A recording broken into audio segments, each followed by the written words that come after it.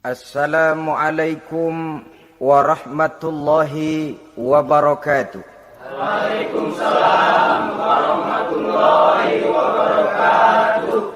Bismillahirrahmanirrahim. Alhamdulillahi rabbil alamin. Wassalatu wassalamu ala ashrafil anbiya'i wal mursalin. Sayyidina wa maulana Muhammadin wa ala alihi wa ashabihil mujahidin at-tahirin, amma ba'du.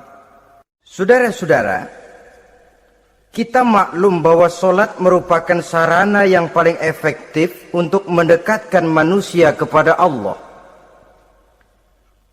Makin dekat manusia dengan Allah, makin tidak senang iblis dan setan. Karena itu segala macam cara mereka berusaha mengaduk-ngaduk solat kita. Dan sesungguhnya, jikalau kita mengerjakan solat, itu kan targetnya cuma dua. Pertama, agar solat kita itu sah. Yang kedua, agar solat kita itu qabul, yakni diterima oleh Allah. Kalau soal sah dan tidak, ukurannya gampang. Saya kalau ditanya orang, Pak, solat saya sah atau tidak? Saya bisa jawab. Saudara, solatnya syarat rukunnya cukup apa tidak? Cukup, sah. Itu kalau perkara sah. Tapi kalau sudah perkara qabul, Pak, solat saya diterima atau tidak oleh Allah? Ini saya tidak bisa jawab. Kenapa? Soal qabul mencakup masalah batin. Cuma ukuran logikanya, kalau syarat rukun cukup, insya Allah qabul. Saudara-saudara kaum muslimin rahimakumullah. Oleh karenanya, pada saat kita sholat, iblis, setan datang dari segala macam penjuru, supaya kita kehilangan rasa khusyuk. Apalagi kalau kita jadi imam, yang gerak kita, bacaan kita dilihat, didengar, disaksikan oleh orang banyak. Digodanya gerakan kita, dibolak-baliknya hati kita, supaya di dalam sholat itu banyak yang kita ingat. Hal-hal yang tidak ada hubungannya dengan sholat. Kadang-kadang belum sholat kita ribut nyari pulpen. Enggak ketemu, begitu takbir ingat pulpen di atas lemari. Mulai goncang lagi niat kita sholat. Kadang-kadang kalau hati tidak bisa dipermainkan, iblis berbisik lagi.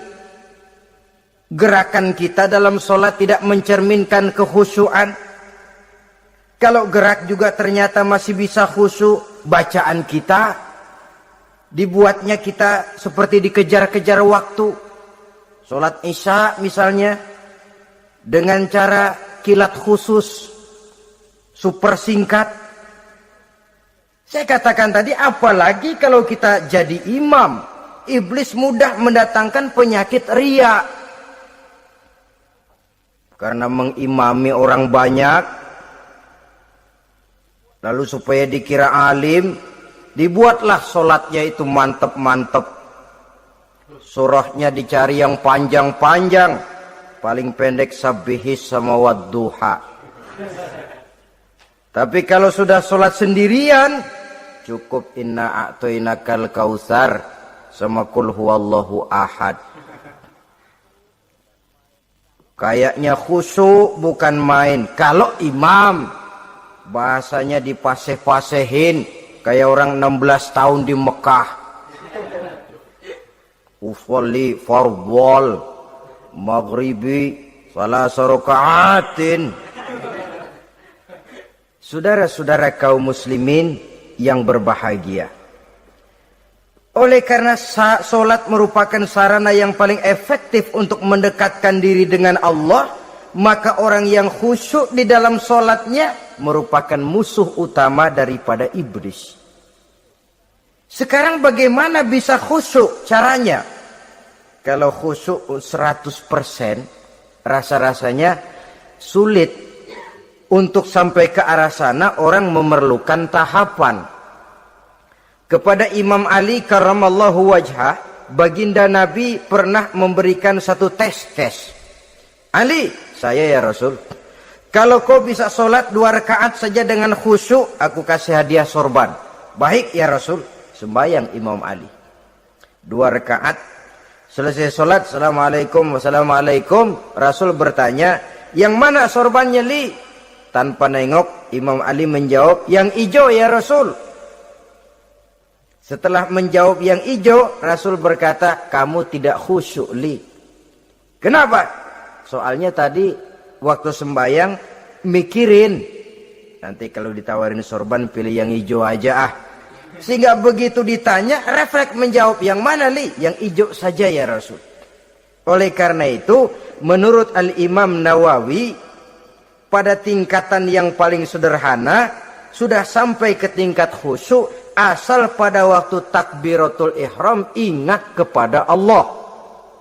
Tapi jangan lupa, itu tangga pertama. Jangan ada fatwa begini lalu aman. Yang penting kan takbirnya ingat Tuhan, belasononya mau kemana kek. Bukan itu. Itu pada tingkatan pertama sudah sah dipandang khusyuk solatnya orang awam, asal pada waktu takbiratul ihram dia ingat kepada Allah. Tetapi harus terus berusaha agar sepanjang solat dia ingat kepada Allah.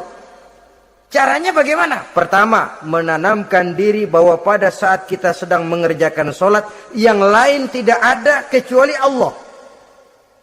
Yang kedua, berusaha memahami apa yang kita baca. Sehingga pada saat kita sujud, subhana rabbiyal a'la wa bihamdi, terbayang kemahasucian Allah, kemahatinggian Allah. Sehingga hati tidak mengembara, mulut berucap, hati mengikuti apa yang diucapkan. Yang kadang-kadang membuat hati kita jalan-jalan, badan di masjid, badan takbir, badan ruku, tapi hati di pasar, hati di kantor, hati di pabrik. Karena yang kita ucapkan tidak berakar di hati. Yang kita baca kita nggak tahu artinya. Sangat boleh jadi hati lalu mengembara kemana-mana. Jadi untuk menopang kekhusyuan ini, cara yang paling efektif, pertama, tidak ada yang lain pada waktu kita sholat kecuali Allah. Yang kedua, berusaha memahami apa yang kita baca. Dikala kita sujud dikala kita duduk di antara 2 sujud, Rabbighfirli, ya Allah ampuni dosa saya, warhamni, kasihani saya, dan selanjutnya. Mulut membaca, hati mengikuti. Dengan mengikuti, hati tidak terlalu mengembara, ada tempat dia kembali. Saudara-saudara kaum muslimin rahimakumullah. Itu yang kelima. Yang keenam, yang menjadi musuh iblis, mukminun nasih. Orang mukmin yang suka memberikan nasihat. Orang mukmin yang suka memberikan petunjuk. Termasuk juru-juru dakwah, para mubalik, itu merupakan musuh utama iblis. Kenapa? Tiap hari iblis kampanye. Tiap hari iblis mengajak dengan segala macam cara yang kalau perlu dia berikan kamuflase. Dia berikan fata morgana. Kalau perlu yang haram dia bungkus dengan merek halal. Kalau perlu kebajikan, kejahatan dia bungkus dengan baju kebajikan. Istilahnya racun diberi merek madu. Dan itu wajar. Cuma kita tentu harus punya filter, daya saring positif agar tidak salah pilih. Karena iblis ini pintar betul. Kalau kita khusyuk dalam sholat, dia tanamkan kepada kita misalnya seperti tadi itu. Sholatmu memang hebat, khusyuk. Di kampung ini tidak ada orang yang sholatnya seperti kamu. Tertanam itu dalam hati kita, timbul ujub. Akhirnya, iya.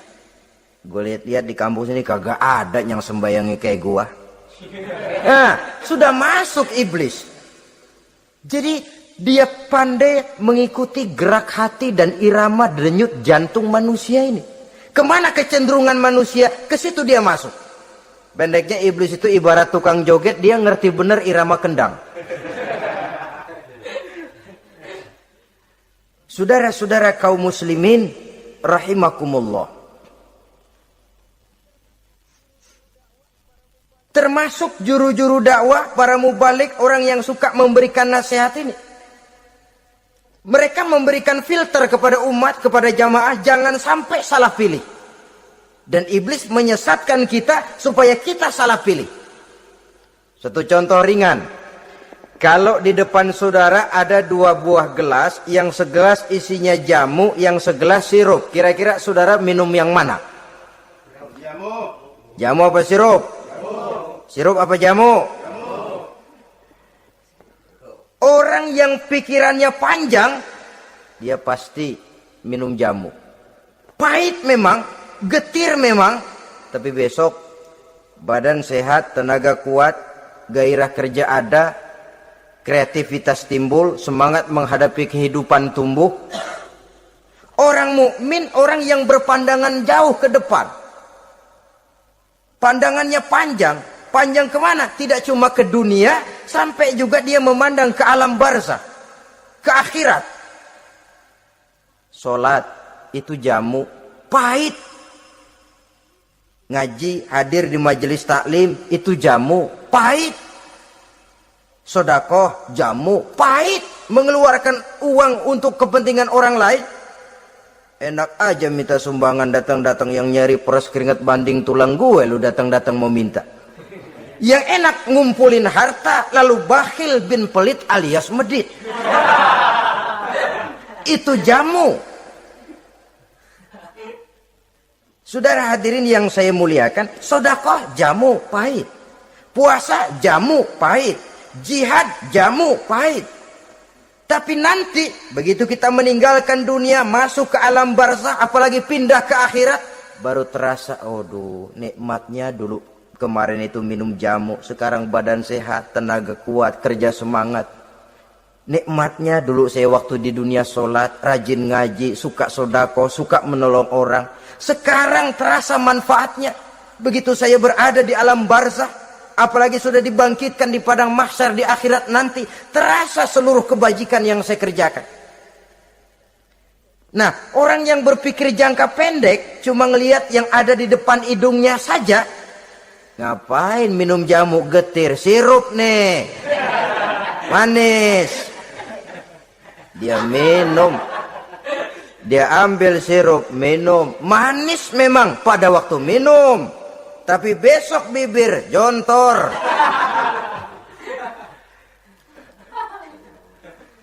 Meninggalkan perintah Allah, sirup itu. Manis. Tidak sholat, manis. Tidak bayar zakat, sirup, manis. Tidak mau puasa, sirup, manis. Manis sekarang. Tapi nanti besok begitu masuk ke alam barzah, begitu dibangkitkan di padang mahsyar di akhirat nanti, merintih kita menahan penyesalan yang sudah tidak ada artinya lagi. Sampai-sampai penduduk mahsyar itu ada yang berkata, diceritakan dalam Quran, ya laitani kuntu turaba. Wahai celaka, kenapa kita nggak jadi tanah saja? Menyesali kejadiannya. Andai kata mereka bisa kembali ke hidup di dunia lagi, mereka akan minta kejadian yang kedua untuk berbuat baik. Tapi tentu sudah penyesalan yang tidak ada gunanya lagi. Maka saudara-saudara, emang cuman jalan duluan kecebur di sumur yang nyesel duluan. Ada orang jalan, yang paling depan kecebur di sumur, itu tuh, gue nyesel duluan katanya. Nyesel duluan. Yang lain mesti nyeselnya belakangan. Saudara hadirin yang saya muliakan. Nah, orang yang suka memberikan nasihat kepada orang lain dimusuhi iblis. Kenapa? Tentu nasihat yang membawa kebaikan. Iblis nggak senang betul itu. Kita nasihatin teman, udah berhenti dah, jangan pada mabuk lagi. Iblis gergetan bener. Ini orang dilarang lagi. Kita nasihati teman, udah jangan masang-masang lagi dah, nggak bakalan kena, dikebohongin. Nggak ada orang jadi kaya masang judi, bangkrut malah loh. Ini kan termasuk tipu daya iblis, judi dinamain sumbangan. Itu sama saja itu, madu, racun mereknya madu. Judi dinamain sumbangan. Kalau Kang Beca pada nyumbang. Kayak orang kaya lagunya.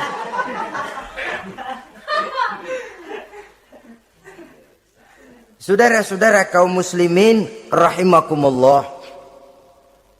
Adalah kewajiban kita memang untuk tawasau bil haq, saling nasihat menasihati. Setiap kita juru dakwah, setiap kita wajib menyampaikan apa yang sudah kita tahu kepada orang yang belum atau kurang tahu. Saudara yang bisa bismillah wajib mendakwahkan bismillah itu kepada orang yang belum tahu bismillah. Saudara bisa Fatihah harus menyampaikan itu kepada orang yang belum bisa Fatihah. Persetan dengan orang lain. Apalagi yang cuma kerjanya ngeritik saja, lu baru bisa Fatihah doang udah ngajar. Biar aja yang diajarin gak bisa Fatihah kok. Apa masalahnya pemerataan di bidang keilmuan? Sebab memang biasa penonton itu selalu lebih pandai menilai, kayaknya lebih pintar dari yang main. Sama saja orang nonton bola ngomel melulu, padahal dia sendiri belum tentu bisa main. Dengerin orang pidato pun begitu, monten bisa. Wah, kalau dia yang pidato 1 jam kayak semenit.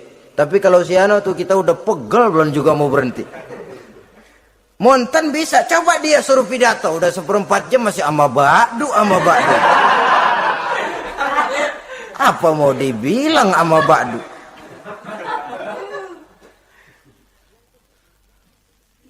Yang ketujuh, yang menjadi musuhnya iblis, taibun sabitun ala taubatihi, orang yang bertaubat dan tetap di atas taubatnya. Secara jujur, tidak ada manusia yang tidak punya salah. Dan orang yang baik memang bukan orang yang tidak punya salah. Karena tidak ada orang yang tidak punya salah. Orang yang baik adalah orang yang apabila melakukan kesalahan dia segera sadar, dijadikannya itu sebagai pelajaran untuk tidak diulanginya lagi pada masa yang akan datang. Biasanya kita menghakimi orang pintar, kita nggak merasa bahwa kita juga punya kesalahan. Kalau kita ngelihat maling ayam kita teriak, padahal kita nyolong kambing. Lebih besar dari si maling ayam. Merasa diri lebih benar dari yang lain, padahal kita lebih kotor dan lebih jelek. Hilang sifat introspeksinya. Yang kita musuhi, yang kita caci maki, tahu-tahu kita sendiri yang melakukannya. Saudara-saudara kaum muslimin, orang yang bertaubat dan tetap dalam taubatnya stabil, itu musuh iblis. Apa ada orang yang taubatnya nggak tetap? Ada. Yang istilah kita taubat sambal namanya. Kalau dia makan sambal kepedesan, taubat makan sambal. Besok mau makan kagak ada sambal, ngomel. Mana sambal? Kemarin udah taubat. Sekarang mana sambal? Ini taubat yang namanya taubat sambal. Istighfar, habis istighfar nyolong lagi, istighfar lagi, besok nyolong lagi, istighfar lagi. Itu taubat yang tidak tetap namanya. Allah Maha Pengasih dan Penyayang dengan segala kebesarannya. Ia akan memaafkan segala perbuatan yang bersifat salah dari hamba-hambanya. Cuma manusia kadang-kadang yang tidak mau memaafkan dirinya sendiri. Amat dungu manusia macam ini, membiarkan dirinya hanyut berlarut dalam lembah dosa, sementara dia diberikan umur tidak digunakannya untuk bertaubat. Innallaha yaqbalu taubatal abdi ma lam yugharghir. Allah senantiasa akan menerima taubat seorang hamba sepanjang nafasnya belum sampai di tenggorokan. Kalau nafas sudah sampai di tenggorokan baru berniat taubat, kasib terlambat. Kayak Fir'aun. Fir'aun itu begitu ditenggelamkan di lautan merah, udah cengap-cengap mau mampus, baru ngomong dalam sekaratnya, amantu bi Rabbi Musa wa Harun. Kalau begini mah saya juga percaya sama Tuhannya Musa. Udah sekarat baru mau taubat, malaikat maut gemes banget, dilelepin mati.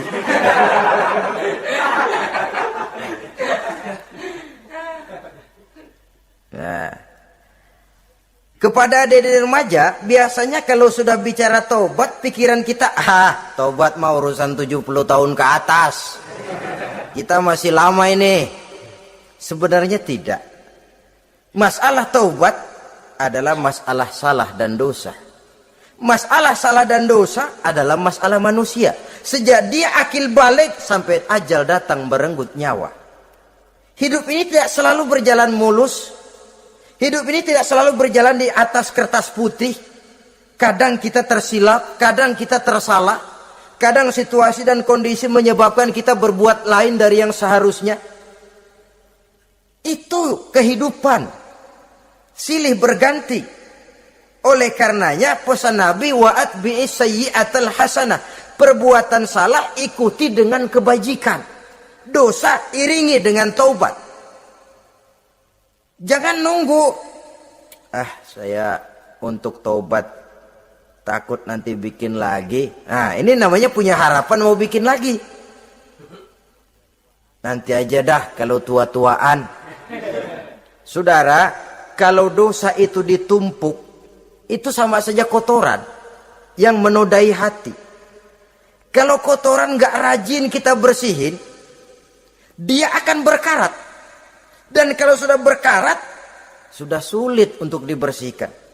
Itu makna ungkapan Imamul Ghazali, hati manusia sebening kaca. Lapisan dosa yang dia kerjakan adalah debu yang menutupi jernihnya kaca.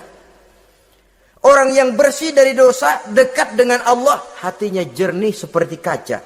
Dari hati yang jernih, radarnya kontak kepada Allah. Sinyalnya nyambung channelnya itu. Getarannya hebat. Wajar kalau lalu dia bisa tahu apa yang besok akan terjadi. Diberitahu oleh Allah. Yang namanya ilmu laduni itu. Ilmu yang ditransfer langsung oleh Allah. Karena kebersihan hatinya. Mana ada orang gak belajar bisa pinter. Iya, kalau hatinya butek emang gak ada. Tapi kalau Allah mau berberangkat dari hati yang bersih, yang kontaknya nyambung kepada Allah, hati itu seperti kaca, kata Imam Ghazali. Dosa yang kita lakukan adalah debu. Kalau debu sedikit datang kita lap, datang lagi kita bersihin, datang lagi kita bersihin, insya Allah nggak sampai jadi noda di atas kaca itu. Tapi kalau nunggu debu itu sampai bertumpuk, besok aja ngelapnya dah, besok aja ngebersihinnya. Bertumpuk dia, sulit membersihkannya. Walaupun kena, nodanya tentu tertinggal di atas kaca itu. Karena itu, dalam kehidupan remaja misalnya, pemuda misalnya, kita tidak bisa menolak mode. Tidak bisa menolak musim. Modenya disco, modenya breakdance, modenya joget, modenya jaipongan, mode. Pada waktunya habis, ya habis. Tapi bagaimanapun dia akan punya dampak, memberikan bekas dalam membentuk kepribadian. Dan ini efek yang tidak kita inginkan. Efeknya, bukan modenya itu. Jadi oleh karenanya, saudara-saudara, masalah taubat bukan masalah 70 tahun ke atas. Tapi masalah manusia sejak dia akil balik sampai ajal datang merenggut nyawa. Sepanjang nafas belum sampai di kerongkongan, Allah akan menerima taubat seorang hamba. Bahkan dalam hadis qudsi Allah menyatakan, "Lau amiltumul khotoya hatta mala'atis sama thumma nadimtum fataballahu alaikum." Kalaupun kamu berbuat dosa sampai penuh langit dengan dosamu, kemudian kamu bertaubat dan menyesal, Allah pasti akan menerima taubatmu. Jadi orang yang taubat dengan sebenarnya dan tetap dalam taubatnya, itu musuh iblis. Tapi orang yang taubatnya angin-anginan, iblis demen banget. Dari sembahyang, besok mabok, besoknya lagi nyolong, besoknya lagi zina, besok taubat lagi. Kata iblis, surak, iya lu gocet dah Tuhan.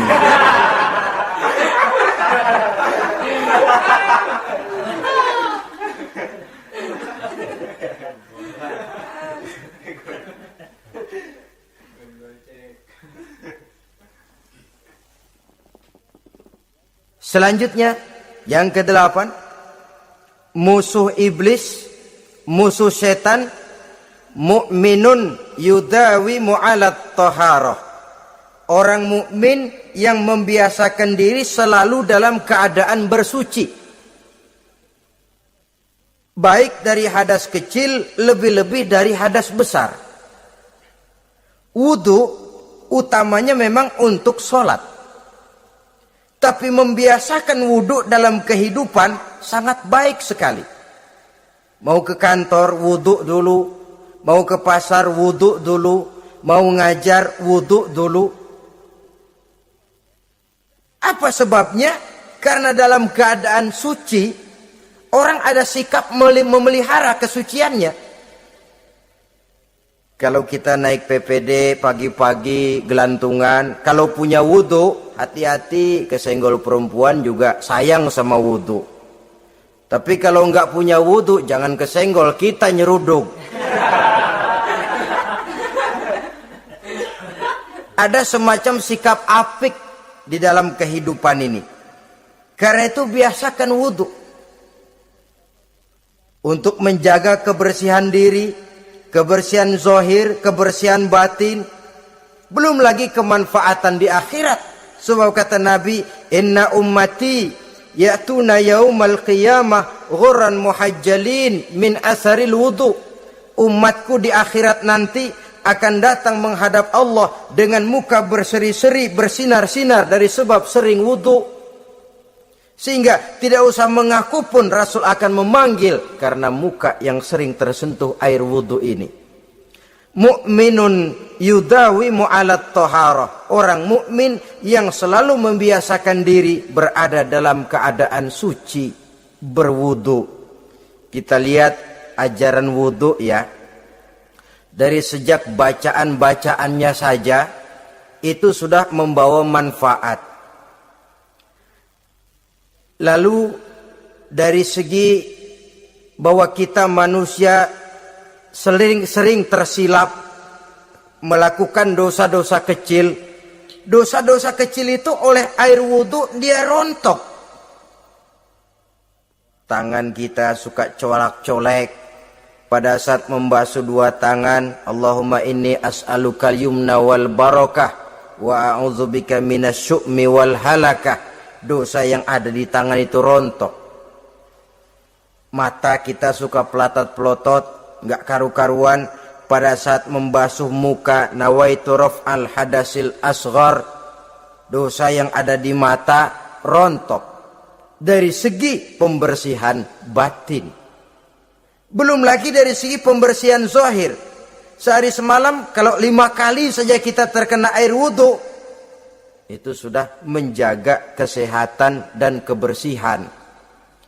Saudara-saudara kaum muslimin rahimakumullah. Yang ke-9, orang yang menjadi musuh iblis yaitu mutawarra'un anil haram. Orang yang memelihara diri dari yang diharamkan oleh Allah. Terpelihara dirinya, terpelihara yang dimakannya, yang diminumnya dari jenis-jenis yang haram, baik sedikit maupun banyak. Jangan cuma teriak haram waktu sedikit, tapi giliran banyak halal.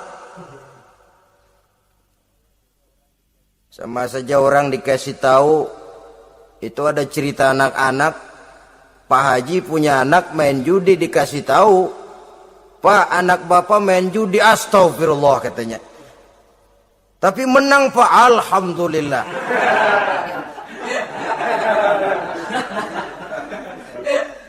Ini kan sama saja. Giliran sedikit dibilang haram karena dia nggak dapat jatah, begitu dapat banyak dan dia kecipratan jadi halal. Yang sedikit haram, banyaknya pun juga haram. Yang banyaknya haram, sedikitnya juga haram. Ada orang bilang minuman keras kalau nggak mabokkan nggak haram. Yang memabokkan banyaknya, sedikitnya tetap saja haram. Ma askaro kasiruhu faqaliluhu haramun. Apa yang banyak menyebabkan jadi mabuk, sedikitnya pun juga haram. Saudara-saudara kaum muslimin, yang ke-10 yang terakhir, musuh daripada iblis ialah mukminun rahimun, orang mukmin yang berhati pengasih, orang mukmin yang suka menyambung silaturahmi, orang mukmin yang tidak suka bertengkar, orang mukmin yang tidak suka marah-marahan, kalaupun terpaksa marah tidak lebih daripada 3 hari. Jadi boleh saja marah kalau alasannya tepat, tapi nggak lebih dari 3 hari. Kalau perlu bikin perjanjian, kita marah ya 3 hari. Itu limit. Tidak halal kata Nabi bagi seorang muslim menjauhi saudaranya lebih dari 3 hari. Tidak halal itu artinya haram. Kita ini kadang-kadang kalau sudah marahan sama tetangga kah, sama teman kah, kadang-kadang suka berlaku perpanjangan waktu. Tidak cukup perpanjangan waktu, ditambah lagi perpanjangan generasi. Enggak cukup kita yang marah, orang lain kita sundut-sundut supaya ngikut marah lagi. Marah pakai ngundang. Kayak mafia lagunya, udah dia marah, orang lain lagi disuruh marah. Saudara hadirin yang saya muliakan, mukmin yang punya sifat belas kasih, berhati jernih, itu musuh utama dari iblis. Tapi mukmin yang suka marah-marahan, tukang hasut dan tukang bakar, itu teman-teman iblis. Oleh karena itu, mudah-mudahan kita semua menjadi musuh iblis. Dan jangan menjadi musuh iblis. Jangan menjadi teman iblis. Sebab iblis sudah kadang memproklamirkan permusuhan. Sekali dia musuh kita, selamanya dia akan tetap menjadi musuh kita. Berusahalah untuk menjadi musuh iblis. Dan jangan sekali-kali toleransi. Jangan berusaha menjadi teman iblis. Inilah yang kita bicarakan pada pertemuan ini. Mudah-mudahan ada manfaatnya. Terima kasih atas segala perhatian. Mohon maaf atas segala kekurangan. Wassalamualaikum warahmatullahi wabarakatuh. Waalaikumsalam.